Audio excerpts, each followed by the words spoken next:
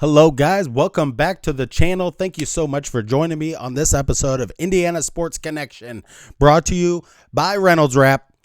I wrap this stuff in everything. If you're doing some grilling today, if you want to get back to the game faster, put this stuff over your grill, wrap your vegetables in it, wrap everything in it, and just wad it up, throw it away. Reynolds Wrap, an American company serving America with the greatest aluminum foil.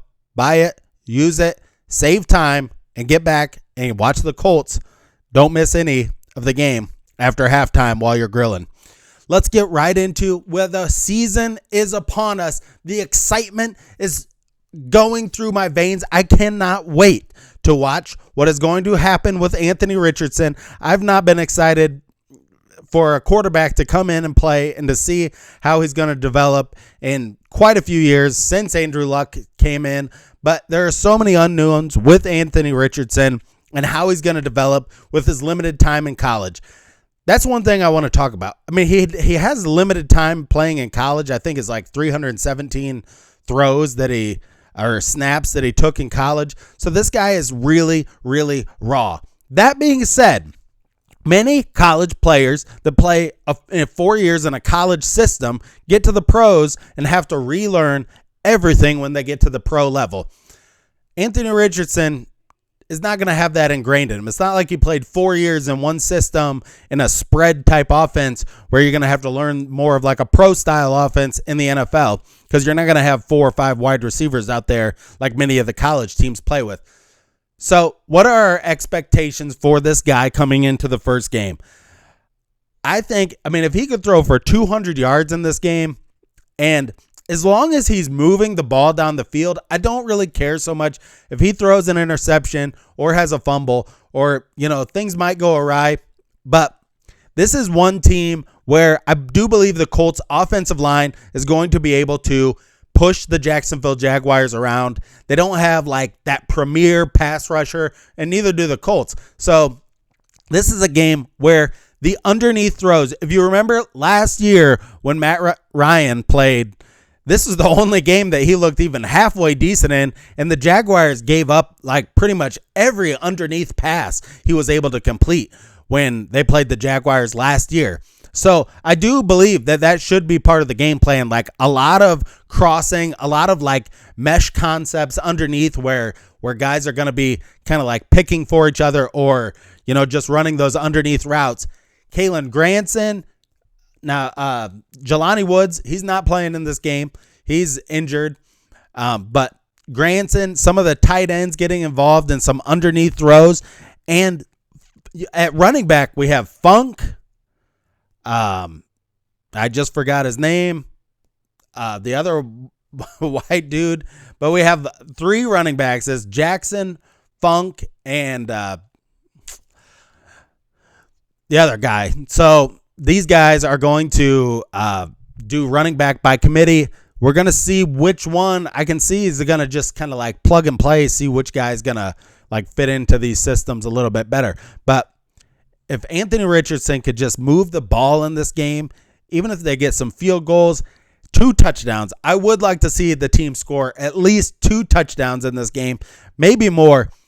The Colts defense really has to show up in this game, and they are not going to blitz Trevor Lawrence at all.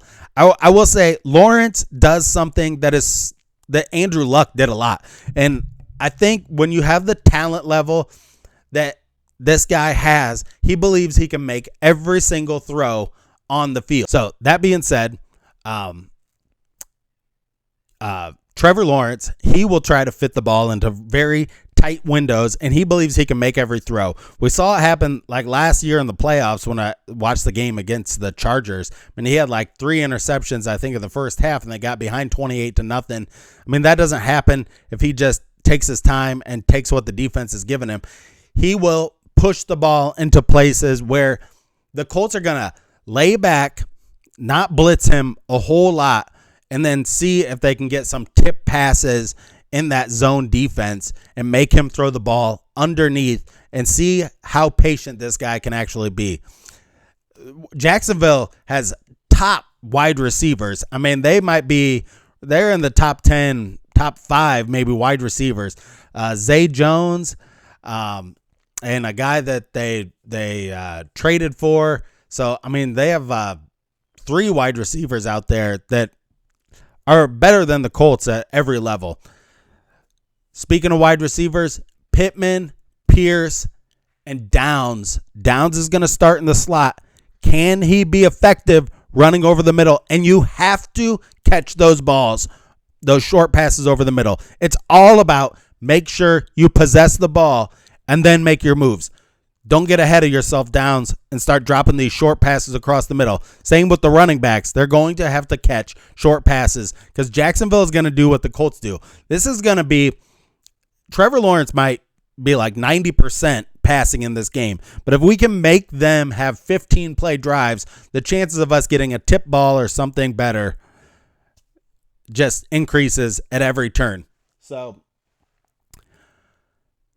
the Colts, you can see that this is how this game's going to play out. Matt Ryan, last year, this is the only game that he even looked remotely good, and he threw the deep pass to Pierce to win the game at the end.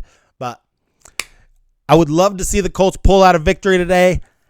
I'm picking with my heart. I think the Colts win this game in a tight one. I think they win 24-27. That's my prediction. I do believe Richardson is going to surprise this team, and that if they go into man coverage, he is going to run wild in the middle of the field on them if they go into man coverage. But we're going to see. I think Jacksonville is going to sit back in zones and try to, so that everybody can watch Anthony Richardson from the back. But it's going to be an interesting game because we saw just very vanilla stuff. Shane Steichen is not really showing his hand. I do think the Colts are going to run the ball. They're going to try their best to run the ball a lot. I think 50%. This guy, Shane Steichen, for Philadelphia last year, he ran the ball more than any other team in the NFL. So we're going to see a lot of running out of Richardson and the 3 running backs. If they can pound this team and have some really long drives, they have a chance to win, and they haven't won a home opener in 10 years. So go Colts. I'm so excited that the season is finally here and we can stop talking about these games and we can actually see for ourselves what is going to happen. The other part of this game I want to talk about, the left tackle for the Jaguars is out. Now they have their backup left tackle, and I don't know his name, but I was looking up him the other day. He is a really good backup as backups go, but the Colts should be able to challenge the edge a little bit, and that is one guy who really has to have a breakout season. Kwity Paye has to be able to get after the quarterback somewhat because the Colts have not been able to get pressure, and if you can get pressure on this guy and the other guy, Shaquille Leonard, he needs to show up and get some tip balls and get back in the game. He didn't play. He hasn't played like nearly a whole year, so we're going to see him out there. Zaire Franklin has been playing middle linebacker for the Colts ever since he's been out, and he's had the back injury. But him with the long arms needs to get some tip passes and get his hands on that ball and make them pay. This Trevor Lawrence will try to fit the ball into tight windows. You can get some tip passes, and Darius Leonard needs to be in the middle and be ready and get himself some turnovers in this game if they want to win. Thank you so much for joining me on Indiana Sports Connection.